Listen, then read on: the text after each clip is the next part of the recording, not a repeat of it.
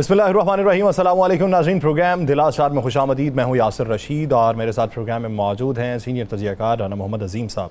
नाज़रीन, मुल्की सियासत में उतार चढ़ाव है। अहम तरीन हफ्ता गिरदाना जा रहा है आने वाले हफ्ते को, क्योंकि इस हफ्ते में पाकिस्तान मुस्लिम लीग नून पाकिस्तान पीपल्स पार्टी की तरफ से जो बयानात मंजर आम पे आ रहे हैं, उससे ये लग रहा है जो पार्टी पॉलिसी तश्कील दी जा रही है, जिस तरीके से हिकमत अमली हमें देखने में आ रही है, जिस तरीके से पार्टी इजलास बुलाए जा रहे हैं, उम्मीदवारों के टिकट्स के ऊपर बात हो रही है। उधर इलेक्शन कमीशन ने भी नामों के हवाले से छपाई के हवाले से बैलेट पेपर्स की अपनी तमाम तर तैयारी मुकम्मल कर ली है। तो ये मंजरनामा देखते हुए कितना घुमसान का रन पड़ने वाला है, या फिर ये मामला जो है ये खुश उसलूबी से हल होने वाला है? ये जो तमाम चेहरे हैं ये यूं ही सीट एडजस्टमेंट के तौर पे मंजर आम पे आएंगे, या सूरत हाल इस नहज तक पहुंच चुकी है कि आने वाले दिनों के अंदर ये जो खलीज है इसमें इजाफा होगा, ये जो दावे किए जा रहे हैं इनमें ज़्यादा इजाफा हो जाएगा? इसी बारे में बात करते हैं। राना साहब की तरफ बढ़ते हैं। राना साहब, सुनने में ये आ रहा है कि सियासी तौर पर हफ्ता अहम है, लेकिन सुनने में ऐसा भी है कि गिरफ्तारी भी कोई बड़ी हो सकती है। बिस्मिल्लाहिर्रहमानिर्रहीम। अस्सलातु वस्सलामु अलैका या सय्यदी या रसूल अल्लाह, अस्सलातु वस्सलामु अलैका या सय्यदी या हबीब अल्लाह। देखिए यार, ये बात तो बड़ी क्लियर है कि ये हफ्ता इंतहाई अहम तरीन हफ्ता है। बड़ी गिरफ्तारियां भी हैं, एक नहीं एक से ज़्यादा बड़ी गिरफ्तारियां हैं इस हफ्ते में, और इस बड़ी गिरफ्तारियों के साथ साथ इस पर भी तफसील से बात करेंगे। लेकिन आपको ये बता दें कि अब पाकिस्तान की सियासत टोटली चेंज होगी। पाकिस्तान पीपल्स पार्टी जो है वो फैसला कर चुकी है कि हर सूरत में उसने हुकूमत के खिलाफ, यानी अपनी ही हुकूमत के खिलाफ, जैसे ही इक़्तिदार ख़त्म होगा, इक़्तिदार से पहले जो हल्की सी मौसीकी लगा के रखेंगे ये, यानी तनकीद करना, महंगाई के हवाले से कहना कि फ़लाँ वज़ीर फ़लाँ काम ठीक नहीं कर रहा, फ़लाँ बंदा फ़लाँ ठीक नहीं कर रहा, फ़लाँ बंदा फ़लाँ ठीक नहीं कर रहा। उसके बाद जैसे ही इलेक्शन का सीजन शुरू होगा, इसका भी एक सीजन होता है ना, जिस तरह आजकल बकर मंडी लगी हुई है तो बकरों का एक सीजन है, तो अब सियासी मंडी लगेगी, सियासी दाव पेच चलेंगे उस मंडी में, सियासी माल बिकेगा उस मंडी में। तो वो सियासी मंडी अब लगने वाली है। उस सियासी मंडी में, जिसे हम इलेक्शन की सियासी मंडी कहेंगे, पीपल्स पार्टी भरपूर अपोजिशन का किरदार अदा करने का फैसला कर चुकी है। वजीर आजम से मुलाकात भी करेंगे, अपने कुछ मुतालबात मनवाएंगे भी, बजट पर मजीद जो चीज़ें हैं वो तय करवाएंगे, मजीद अपने मुतालबात मनवाएंगे, और उसके बाद आहिस्ता आहिस्ता इनका कोई ना कोई लीडर किसी ना किसी जगह पर यह बात छेड़ता रहेगा कि पाकिस्तान के अंदर महंगाई नहीं कंट्रोल हो सकी। क्यों नहीं हो सकी? जनाब वजीर खजाना ऐसे थे, जनाब वजीर आजम के बशीर ऐसे थे, जनाब फलां के फलां ऐसे थे, ताकि कल को जब ये अवाम में जाएं तो वहां पर जाकर वोट मांगने के लिए इनके पास कोई दलील हो। ये समझते हैं कि अब हम अवाम में जाएंगे तो ये दलील हमारी काम आ जाएगी, जबकि अब वक्त वो नहीं है। अब आज से 15 साल पहले का वक्त नहीं है जब आप इक़्तिदार के मजे लूटते रहे और अचानक इलेक्शन से पहले इक़्तिदार से बाहर हो जाए और आप कहें कि हमारे पास तो वो हिस्सा ही नहीं था। लेकिन सबको अब पता है कि किसके पास कितना हिस्सा था, किसकी मुशावरत से क्या काम होता है, किसने वहां पर क्या चीजें की, ये सारी चीजें पता है। लेकिन जब पीपल्स पार्टी से ये पूछा जाएगा कि खारजा के महाज पर आपने क्या किया, आपके पास मेडिकल का शोबा था, उसमें आपने कितने नए अस्पताल बनाए, तो ये सारी चीज़ें बहुत सी और भी है, खेल के मैदान है। बाकी जिस तरह मुस्लिम लीग नून से पूछा जाएगा, पीपल्स पार्टी से पूछा जाएगा, जमीयत उलमा इस्लाम से भी पूछा जाएगा, और जितने इत्तेहादी हैं, MQM है, जितने हैं, सबसे पूछा जाएगा। अब सियासी मंडी लग चुकी है, सियासी मंडी सज चुकी है। अच्छा राना साहब, इस मंडी में खरीद और फरोख्त का बाजार भी गर्म हो चुका है। अच्छा ये बताइए, वो उस नुक्ते के ऊपर तो गौर हो रहा है कि एक आध दिन पहले असम्बली की डिसॉल्वेशन के ऊपर ये गौर कर रहे हैं कि उससे 90 दिन ले लिया जाए, लेकिन आप ये समझते हैं कि ये मौजूदा सूरत हाल में वाकई इलेक्शन की तरफ माइल हो चुके हैं तैयारी भरपूर करके? देखिए, इनके ज़हन में यह है कि मौजूदा सूरत हाल में ये समझते हैं कि मौजूदा सूरत हाल में जिस सियासी जमात से इन्हें सबसे ज़्यादा डर था, ये समझते हैं कि अब इस मज़ीद कुछ अर्से बाद वो सियासी जमात मुस्तकिल तौर पर ना होने के बराबर रह जाएगी, और हमारे पास उस वक्त होगा कि हम आके फौरी तौर पर इलेक्शन में जाएंगे और इलेक्शन जीत जाएंगे। ये इनका ख्याल है। लेकिन अवामी रद्द-ए-अमल क्या होगा ये तो उस वक्त इलेक्शन के वक्त ही पता चलेगा। लेकिन मैं आपको एक खबर दे देता हूँ। यस सर, खबर मेरे पास ये है कि इन्होंने असम्बली, ये तो सबको पता चल गया कि असम्बली इन्होंने वक्त से पहले तहलील करनी है। असम्बली तहलील कर देंगे, उसके बाद 90 दिन मिलेंगे, लेकिन इलेक्शन 90 दिन में नहीं होंगे।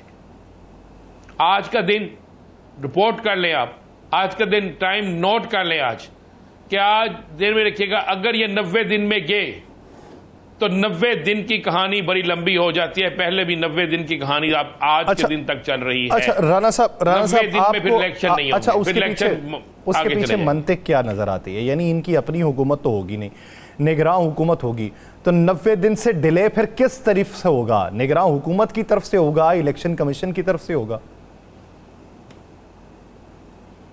आपने एक इख्तियार दे दिया है इलेक्शन कमीशन को कि अब सदर जो है वो तारीख नहीं दे सकता।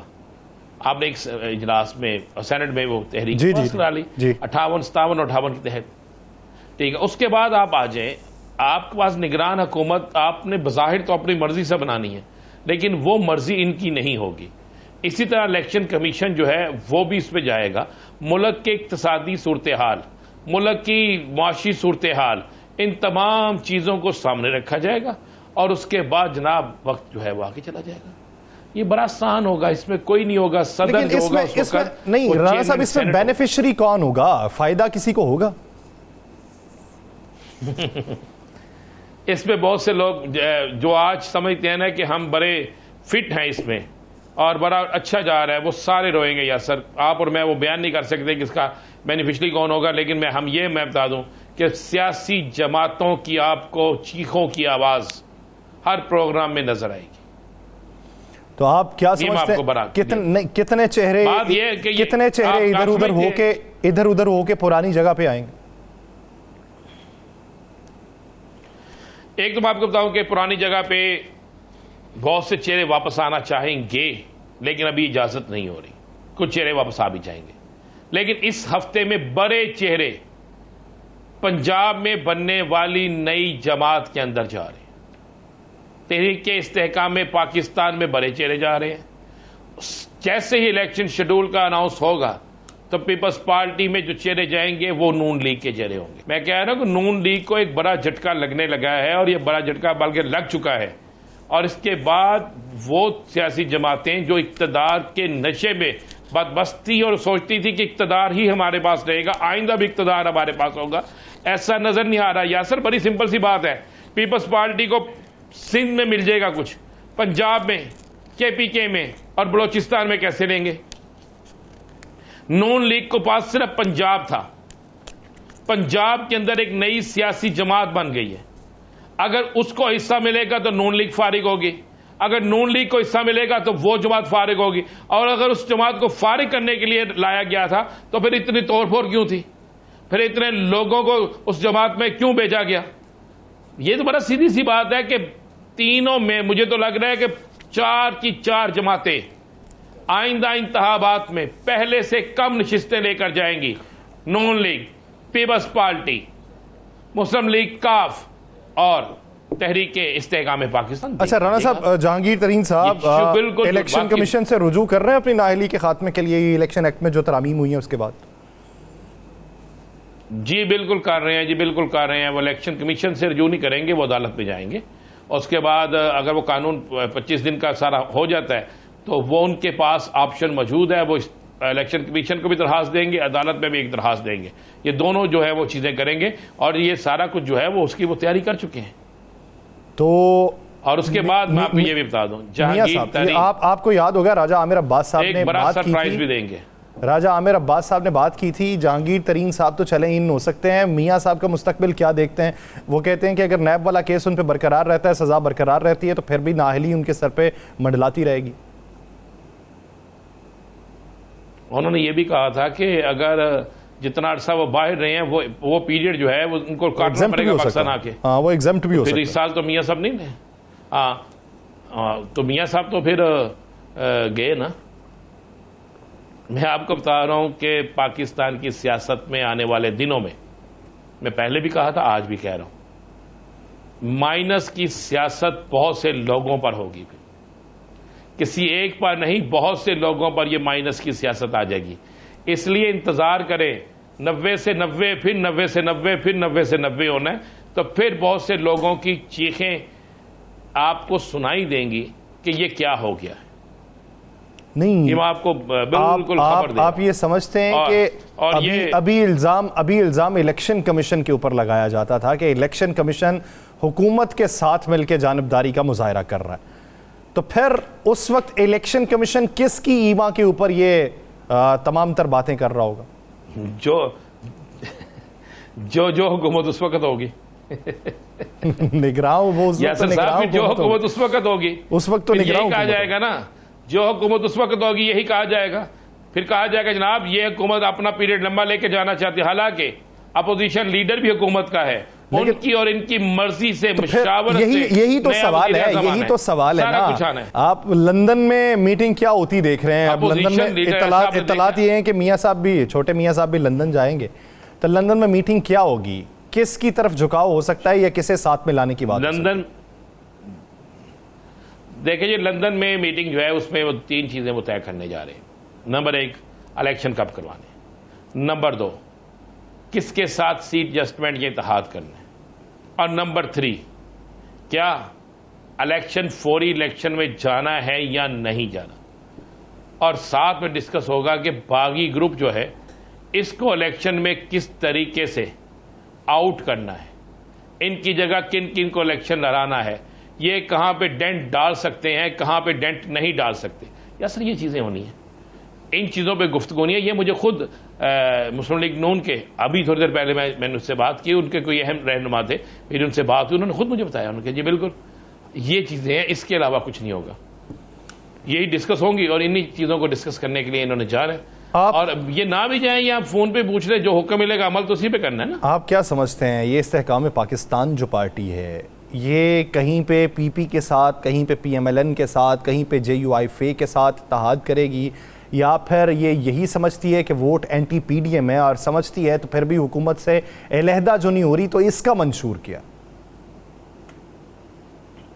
2 चीजें आप ज़हन में रखिएगा, वोट है एंटी पीडीएम, ज़हन में आप ये बात रख लें। मैं चैलेंज से कह रहा हूं, यहां पर वोट है पाकिस्तान के अंदर आज भी बदतरीन लोड शेडिंग की वजह से, महंगे तरीन आटा की वजह से, 20 रुपए की जिस मुल्क में रोटी मिलती हो, 200 रुपए का 1 kg 1 लीटर दूध मिलता हो, वहां जिस मुल्क में फल को देखना हसरत बन जाए, चिकन जिसे कोई खाता नहीं था वो नायाब हो जाए, बीफ जो है वो 1000 रुपए तक पहुंच जाए, और गरीब का बच्चा, अमीर का बच्चा, कोई भी हो, वो तरसना शुरू हो जाए, ईद पर 40% शॉपिंग कम हो जाए और लोगों के पास कुव्वत खरीद खत्म हो जाए, तो उस वक्त में सिर्फ वोट अगर मिलता है तो एंटी गवर्नमेंट वोट मिलता है, अपोजिशन को वोट मिलता है। मरियम नवाज साहिबा कह रही है कि पीएमएलएन 2/3 अक्सरियत से आएगी। ये तो उन्होंने उस वक्त भी कहा था जब पंजाब में ज़िमनी इलेक्शन हुए थे। तो आप तो ये तो आप इस तरह यासर साहब कह रहे हैं कि उन्होंने कह दिया हरफ आखिर हो गया। मुझे एक बताएं, पंजाब में ज़िमनी इलेक्शन हुए, मरियम साहिबा ने तमाम हलकों में जलसे किए, मरियम साहिबा ने कहा जनाब हम 19 सीटें जीतेंगे, 18 जीतेंगे, 17 जीतेंगे, ये सारे दावे हुए। भाई सियासतदान अगर दावे ना करे, 2/3 अक्सरियत, चले 2/3 अक्सरियत पे आ जाते हैं। जरा मुझे एक बात बताएं, सिंध में इनके पास कोई उम्मीदवार है? नहीं। बलोचिस्तान से जीत सकते हैं? मुश्किल। केपीके से ये कितनी नशिस्तें निकाल सकते हैं? 5 को मिलाना पड़ेगा, इससे ज्यादा मुझे बता दें। पंजाब में जो सूरत हाल है, इसमें अगर इन्होंने जीतना है तो फिर बाकी सियासी जमातें दफन हो जाए। अभी तो आप हालात देखें, आने इलेक्शन तक अगर साबका हुकूमत की जमात मौजूद रहती है और उस जमात के उम्मीदवार खड़े होते हैं, तो फिर आप जहन में रखिएगा तमाम के तमाम लोग जो हैं, तमाम के तमाम जो उम्मीदवार हैं, ये हैं इस वक्त पीडीएम के साथ इत्तेहादी। इनको अवाम में वोट नहीं मिलना, इनको अवाम में उसी सूरत वोट मिलना है अगर साबका हुकूमती जमात के उम्मीदवार खड़े ना हुए। नहीं तो मुझे तो ये लग रहा है इस दफा पहली दफा ऐसा होगा, पहली दफा पाकिस्तान की हिस्ट्री में ऐसा होगा कि अगर कोई ऐसा मामला आ गया कि उस जमात के उम्मीदवारों को इलेक्शन ना लड़ने दिया गया, तो पहली दफा ऐसा होगा कि पाकिस्तान में बड़ी तादाद में आजाद उम्मीदवार इलेक्शन जीतेंगे। आजाद उम्मीदवार, तो उससे आप इशारा समझ रहे हैं, उससे आप राणा साहब उम्मीदवार बड़ी तादाद में इलेक्शन जीतेंगे। नहीं, उससे आप टर्न आउट में कमी वाकई नहीं देखते? ठीक नहीं हो सकता है, वो आजाद उम्मीदवार जो है किसी को किसी तरफ से इशारा या कोई लाइन मिल जाए तो फिर टर्नआउट तो बहुत तेज होगा, हल्का नहीं होगा। सही है राना साहब, मैं आपको बड़ा आप क्या समझते हैं मुआशी तौर के ऊपर पाकिस्तान की जो सूरत हाल है, डिफ़ॉल्ट की बातें फिर से हो रही हैं, बकौल वज़ीर ख़जाना हमें नहीं करनी चाहिए, लेकिन अपने मुंह से वो खुद भी कभी कभार कर जाते हैं। ये मुआशी मंजरनामा जो है ये किस हद तक गले का टॉक बनेगा? देखें कल ना हमारे प्रोग्राम में ही सादगी में या मुंह से निकल गया उनके, या वो बाद में सोचते होंगे, लेकिन वो कर जाते हैं बात, अच्छी बात कर जाते हैं। कैसर अहमद शेख साहब एक चीज़ कह गए थे और जिस पे मैंने सवाल किया था कि आप तो ये सारा कुछ प्राइवेटाइजेशन जो है कर चुके हैं, तो उन्होंने कहा नहीं 35 साल पहले भी होगी थी। ये बहुत सी चीज़ें प्राइवेटाइजेशन की तरफ जा रहे हैं और उससे जो पैसा इनको मिलेगा उससे ये अपने मामलात को दुरुस्त करने की कोशिश करेंगे। बेशक अवाम के मामलात का बेड़ा गर्क हो जाए, अब एक चीज़ जिसे आप किसी को बेच देंगे तो उसकी मर्जी की टिकटें होंगी, उसकी मर्जी की चीज़ें होंगी, फिर आपके पास क्या रहेगा, आपके पास कौन सी चीज़ रहेगी? ये चीज़ें बड़े सोचने वाली हैं। लेकिन ये एक तो आप ज़हन में रखिएगा, पाकिस्तान डिफॉल्ट नहीं होता, बिल्कुल नहीं होगा, नंबर एक। नंबर दो, ये अपना मंसूबा बना चुके हैं, बहुत सी चीज़ें जो हैं वो प्राइवेटाइजेशन पे करने जा रहे हैं। किसको वहाँ पे क्या मिलेगा मैं अभी वो कहना नहीं चाहता, फिर ये हम पर फौरी तौर पर एक तौफ सी चल जाती है कि आपने ये किस तरह कह दिया जनाब, एक नोटिस आ जाता है कि ये किस तरह कह दिया। देखिए इसमें भी बहुत से लोगों को बहुत सी जगहों पे ओबलाइज किया जाएगा, उसमें किसको कहाँ पे कितना फ़ायदा मिलता है ये तो आहिस्ता आहिस्ता सारी चीज़ें सामने आना शुरू हो जाएंगी। लेकिन ये बैंक डिफ़ॉल्ट नहीं होंगे, ना ये मुल्क डिफ़ॉल्ट होगा। ये अब वैसे भी मामला किसी और तरफ चला गया है। अब 2-3 सुपर ताकतें जो हैं वो आपस में दस्तों के रिबा होने के लिए तैयार बैठी हैं और उसमें उन्हें पाकिस्तान का मुफाद भी अजीज़ है। वो पाकिस्तान के साथ मोहब्बत नहीं, उन्हें अपनी ताकत, अपना रोब, अपने मुफाद के लिए वो पाकिस्तान की मदद कर रहे हैं और उसमें उनका कितना मुफाद होता है वो हमारी मदद से ज़्यादा उनका मुफाद होगा। तो लिहाजा ये अभी इस तरफ नहीं जाएगा, ये अभी डरा रहे हैं, ये अभी धमका रहे हैं, इन्हें करने दें। इन्होंने इसी तरह सियासत करनी है। इन्होंने, आप जेन में रखिएगा, निगरान सेटअप के ऊपर लंबी चौड़ी तकारीर करनी है। इन्होंने ऐसा सिस्टम करके जाना है कि जिस दिन ये जाएंगे तो एक चीज़ 5 रुपए की होगी, लेकिन इनके जाते ही वो चीज़ 13 रुपए की हो जाएगी, क्योंकि वो होनी ही 13 रुपए की थी।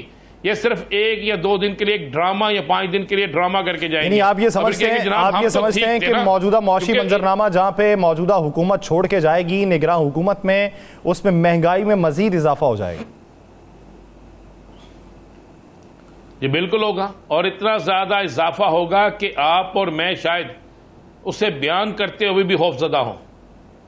अच्छा राना साहब, बात ही हो रही है, ये प्लान है कि निगरान सेटअप के खिलाफ एक बड़ी फजा बना के ही हम इलेक्शन में जा सकते हैं। निगरान सेटअप से क्या करना है? ये क्या बेचेंगे? इस तरह कागज बेचना है ना इन्होंने।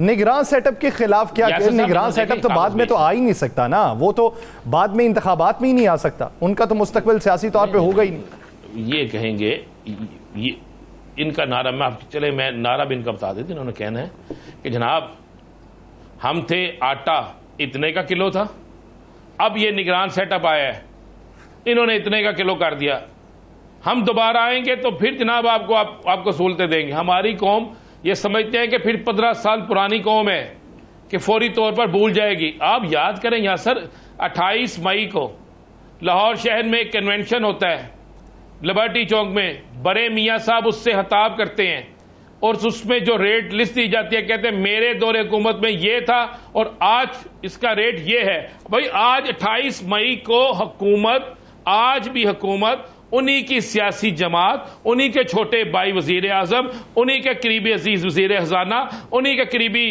दोस्त जो है वजीर दाखिला, उस वजीर सारा कुछ तो उन्हीं के पास है। तो उस वक्त अगर मियाँ साहब ये कह सकते हैं कि मेरे दौरे हुकूमत में, अब होगा क्या? आप जो चीज पूछना चाहते हैं चलिए मैं बयान कर देता हूं। चीज यह है कि अब इन्होंने बेचना है मियां मोहम्मद नवाज शरीफ साहब को, बड़े मियां साहब को ला के जलसों में लाना। उन्होंने कहना जनाब मैं आ गया हूं, आप मेरा दौर देखें, मेरे दौर में एक चीज इतने की थी, मेरे दौर में इतने की थी, मेरे दौर में इतने की थी, अब महंगी हो गई है, मैं मुझे मुल्क से निकाल के इन्होंने जानबूझ के ऐसा किया है, मुल्क को डिफॉल्ट की तरफ ले गए हैं, अब मैं आ गया हूं, सब ठीक कर दूंगा, ये बयान दिए जाएंगे। लेकिन अब मैं फिर वो कह रहा हूं, अब वोटर यंगस्टर है, अब वोटर समझदार है, अब वोटर को सब पता है, तो बड़ी क्लियर सी बात है। आप समझ रहे हैं कि ये मलबा अपना किसी के सर पे डालने की कोशिश करेंगे, लेकिन उससे फिर मिलेगा इन्हें कुछ नहीं। लेकिन सवाल ये पैदा होता है कि मलबा अगर डालेंगे तो उसमें मंतिक भी किस हद तक रखेंगे, मंतिक का होना ना होना ये भी एक बहुत बड़ा सवाल है। नाज़रीन, एक ब्रेक लेते हैं, ब्रेक के बाद वापस आएंगे, इसी माशी मंजरनामे में मजीद बात करेंगे, कहीं नहीं जाएगा। Stay with us.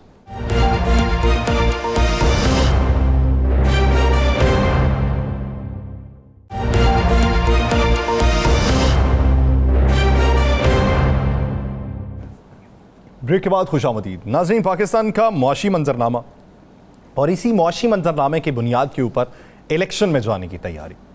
लेकिन इलेक्शन में जाना है, अलहदा अलहदा जाएंगे तो 2/3 अक्सरियत के जो दावे किए जा रहे हैं इसमें कितनी हकीकत है? अगर 2/3 अक्सरियत हासिल कर पाते तो माजी में क्यों ना हुई, और मौजूदा सूरत हाल में जब महंगाई उरूज पे है, जब महंगाई पे ओवरकम करने के लिए इकदाम किए जा रहे हैं लेकिन उसका हासिल कुछ नहीं मिल रहा, तो किस तरीके से 2/3 अक्सरियत मिलेगी? इसी पे बात करते हैं। वज़ीर आज़म के मामले खुसूसी जो हैं राना एहसान अफजल साहब, उन्होंने हमें ज्वाइन किया। राना साहब बहुत मशकूर हैं आपके वक्त। राना साहब, अगर देखा जाए पाकिस्तान पीपल्स पार्टी कहती है हमारा वज़ीर आज़म आएगा, JUIF भी तैयारी करके बैठी हुई है, आप लोग ये कहते हैं 2/3 अक्सरियत हम हासिल करेंगे। एक दूसरे को जलसों के अंदर जो है ना वो इलेक्शन की दावत दी जा रही है कि इलेक्शन करवा लें। सबसे पहला सवाल ये कि क्या तमाम इलेक्शन के हवाले से मुत्तफिक हैं? बिस्मिल्लाहिर्रहमानिर्रहीम। देखिए, कोalition जो है उसमें दीगर जमातें शामिल हैं। हर जमात का अपना स्टांस है, और जिस तरह आप इलेक्शन की तरफ बढ़ेंगे और ये टेन्योर ख़त्म होगा, तो मैं समझता हूँ हर जमात अपने मैनिफेस्टो को पिच करेगी, अपने मुद्दे की बात करेगी, या अपने आप को आगे अवाम के सामने रखेगी। तो ये बयानात जो अभी मुख्तलिफ जमातें दे रही हैं, और कोई कह रही है कि हमारे पास माशी प्लान है, तो कोई कुछ कह रही है, ये सब कुछ होगा, क्योंकि इलेक्शन के अंदर हर एक ने अपना जो है वो मौक़िफ़ अवाम के आगे रखना है। तो इलेक्शन तो देखें, इंशाल्लाह नज़र तो यही आ रहा है कि अक्टूबर नवंबर के अंदर होंगे, और ये चीज़ के कोई सीट एडजस्टमेंट होगी नहीं होगी, अभी तक तो कोई इस चीज़ के ऊपर कोई फाइनल नहीं आया। यही लग रहा है कि अपना अपना जमातें जो है वो अलहदा अपना मैनिफेस्टो लेके चलेंगी, और हम तैयार हैं इसकी चीज़ के लिए। PMLN की तैयारी है कि वो अगर अकेले इलेक्शन लड़ेगी तो भरपूर तरीके से लड़ेगी और कामयाबी हासिल करेगी। जो 2/3 की बात है, देखें पंजाब में मिसाल के तौर पे हमारा जी राना साहब, इलेक्शन की बात होती रहेगी। इलेक्शन के कुछ असूल भी होते हैं, सियासत के भी कुछ असूल होते हैं। आपने हमेशा बड़ी शाइस्तगी से बात की और बड़े तहम्मुल से सुना और बड़ी अच्छी गुफ्तगू। पिछले दिनों चौधरी परवेज़ इलाही साहब अदालत में पेश हुए, उनकी जो सूरत हाल थी, उसके बाद पाकिस्तान की सियासी तारीख में पहली दफ़ा चौधरी परवेज़ इलाही साहब की मिसिस जो है वो मीडिया पे आई, उन्होंने अपना एक वीडियो बयान जारी किया। मुझे याद है जब हमजा शहबाज साहब के आर्डर लेने होते थे, कि हालांकि उन्हें पार्टी की तरफ से हदायत नहीं थी, लेकिन उसके बावजूद बतौर स्पीकर वो हमजा शहबाज साहब को सहूलत भी देते थे। उसके अलावा जब पाकिस्तान से जलावतन हुए मियाँ नवाज साहब और शहबाज साहब, तो हमजा शहबाज को बेइंतहा उन्होंने सहूलतें भी दी, जिसकी वो इकरार भी करते हैं। तो ऐसी सूरत में आप क्या समझते हैं जो परवेज़ इलाही साहब के साथ हुआ? वज़ीर आला रहे हैं वो, और एक सियासी ख़ानदान है, उनको ज़मीन पे सुलाना, उनकी मुलाकात ना होने देना, हुकूमत भी आपकी है। क्या ऐसा सियासी कल्चर होना चाहिए? देखिए, सबसे पहले तो हमजा साहब जो हैं उन्होंने 2 साल जेल में काटे, और उनकी जो बेटी उन्होंने पैदाइश हुई, और वो जब उन्होंने देखा तो वो 1.5 साल की, या पता नहीं गालबन क्या एज, काफ़ी एज हो गई थी उनकी। तो हमारे पे जो जबर हुए वो सब ने देखे सुने।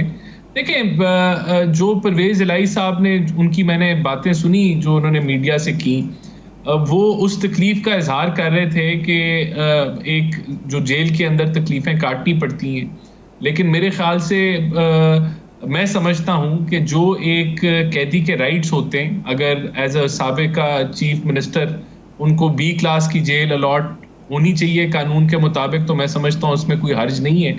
लेकिन अगर ऐसा कोई कानून नहीं है, मैं क्योंकि जेल मैनुअल को अच्छे तरीके से नहीं समझता, तो जो उन्होंने कंप्लेंट्स की वो अनकंफर्टेबल चीज़ें थीं जो उनको महसूस हो रही थी जेल के अंदर। शायद सब जो जेल के अंदर मौजूद होते हैं उनको इसी तरह ही फैसिलिटीज़ जो उनको मिल रही थी वही इनको मिल रही थी।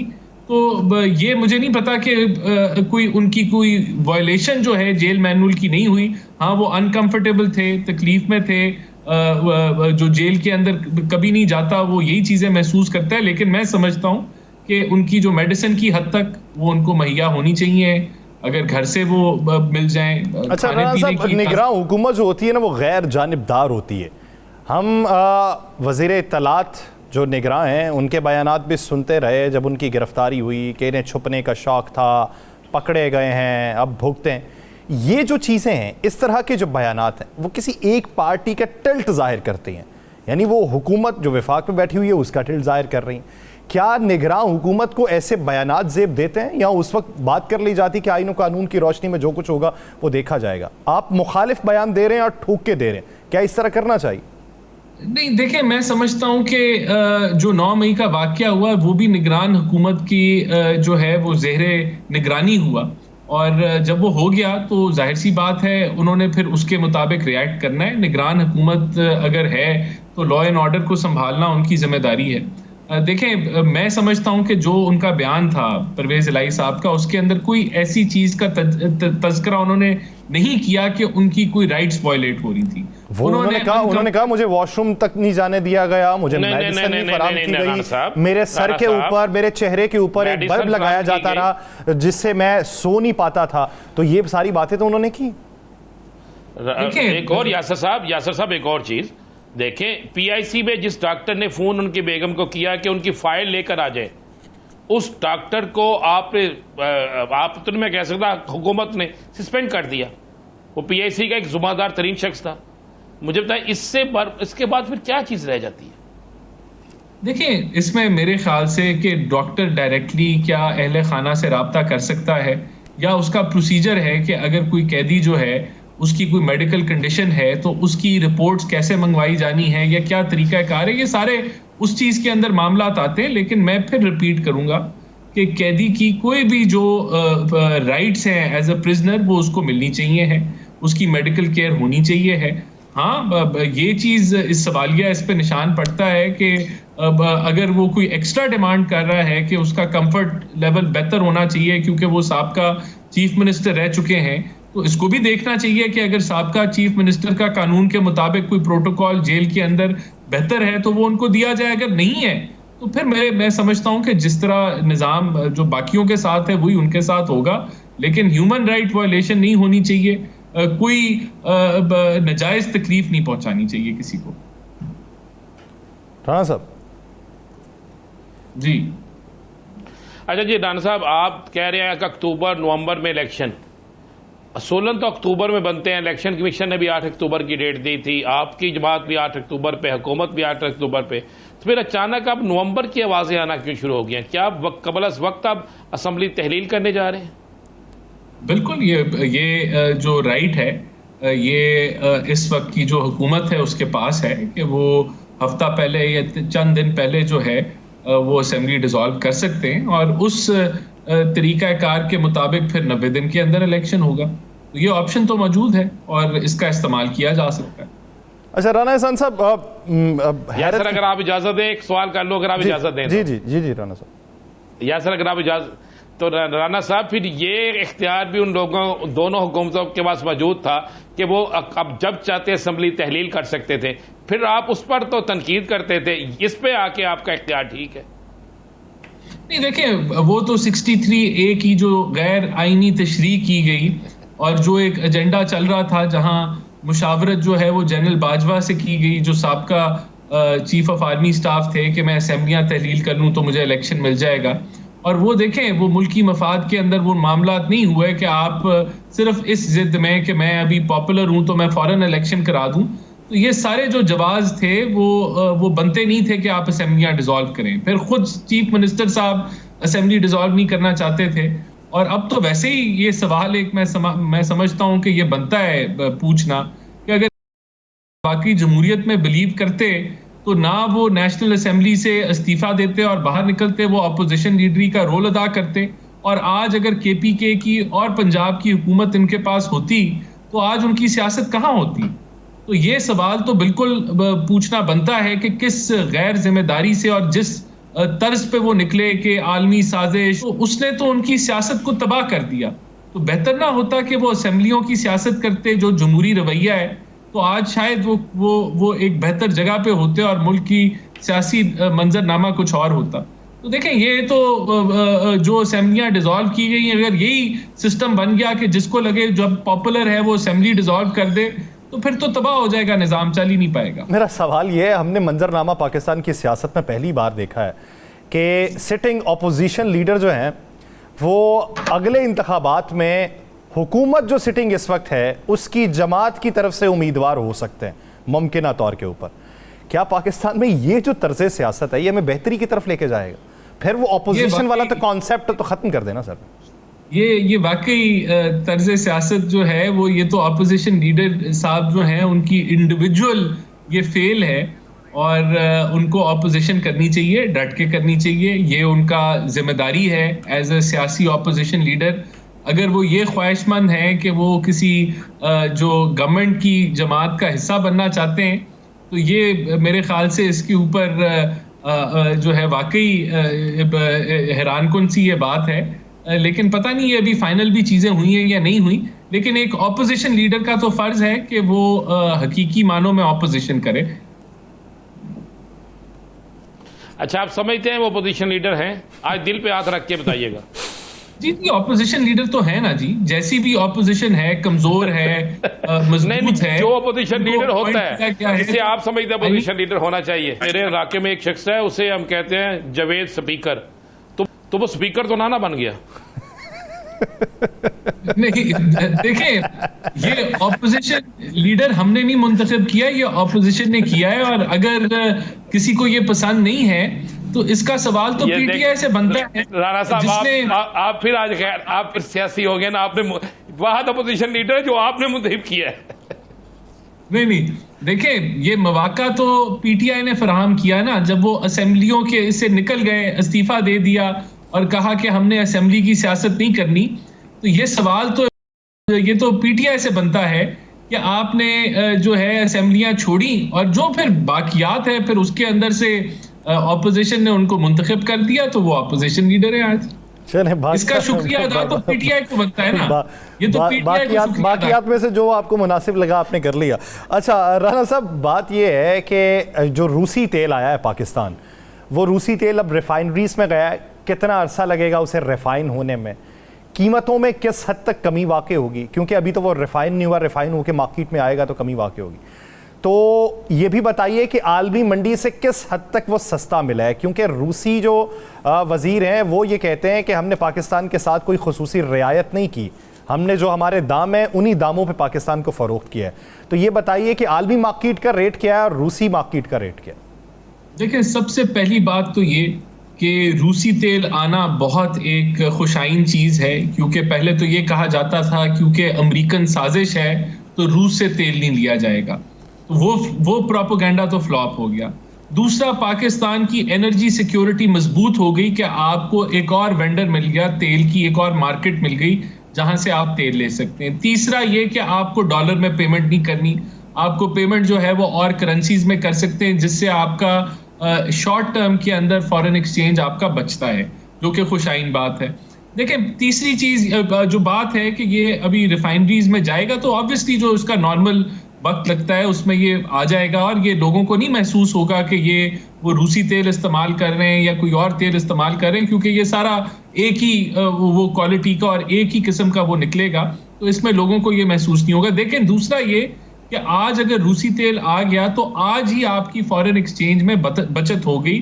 वो अब मुझे एग्जैक्ट फिगर नहीं पता, ये पेट्रोलियम मिनिस्ट्री बताएगी कि कितने डिस्काउंट पे हमने लिया है, लेकिन मसलन अगर 20 से 30% डिस्काउंट है तो जो 1 लाख सुनने में तो ये था कि $15 से $16 डिस्काउंट पे। देखिए, अच्छा खासा डिस्काउंट है, लेकिन मैं ये बताऊं कि कोई भी रूस के, जब हम इनसे नेगोशिएशन कर रहे थे तो रूस जो है वो किसी की कीमत आपको डिस्क्लोज नहीं करता। मिसाल के तौर पे इंडिया कितने डिस्काउंट पे ले रहा है वो आपको डिस्क्लोज नहीं करेगा। तो हमें भी अच्छा डिस्काउंट मिला है, लेकिन वो एक कह लें कि गवर्नमेंट टू गवर्नमेंट ये मुआहदा है और ये हुकूमत का हुकूमत से मुआहिदा है, वो दूसरी हुकूमत किस भाव ले रही है वो उसको डिस्क्लोज नहीं किया जाएगा, लेकिन इसके असरात कुछ अरसे बाद पाकिस्तानी मईशत पर पड़ना शुरू हो जाएंगे। बहुत शुक्रिया राना एहसान अफजल साहब इस हवाले से अपना वक्त देने के लिए। नाज़रीन, प्रोग्राम का वक्त ख़त्म हुआ। मुझे और राना अजीम साहब को दीजिए इजाज़त। आपसे मुलाकात होगी अगले हफ्ते, अल्लाह ने के बाद।